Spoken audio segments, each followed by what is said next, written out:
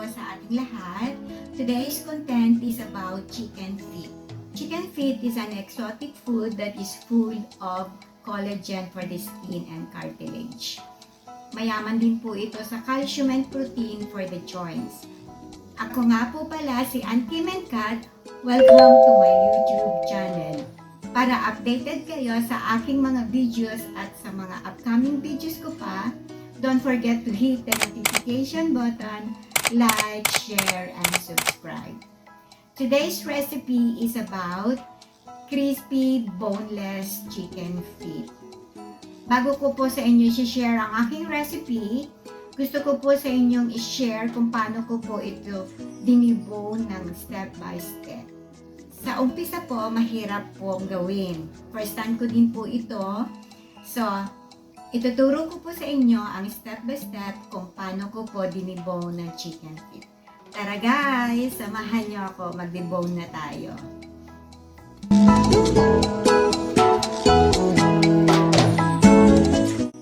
This crispy boneless chicken feet is good to eat as a pulutan or appetizer with your favorite dipping sauce and cold drinks. Chicken feet have a little meat but also come with a delicious taste. It is also one of the best parts of chicken. This crispy boneless chicken feet is simple to make and just simply combine a few ingredients.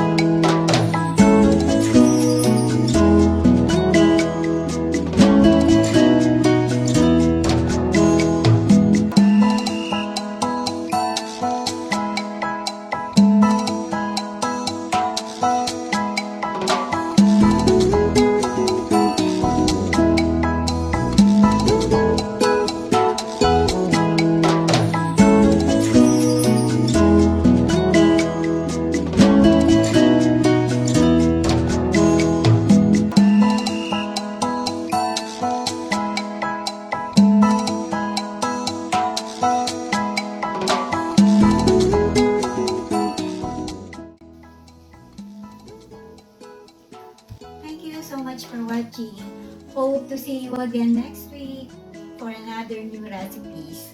Sana nagustuhan niyo po ang aking na-share ngayon. I'm hoping to see you again. Bye! Thank you so much everyone. God bless!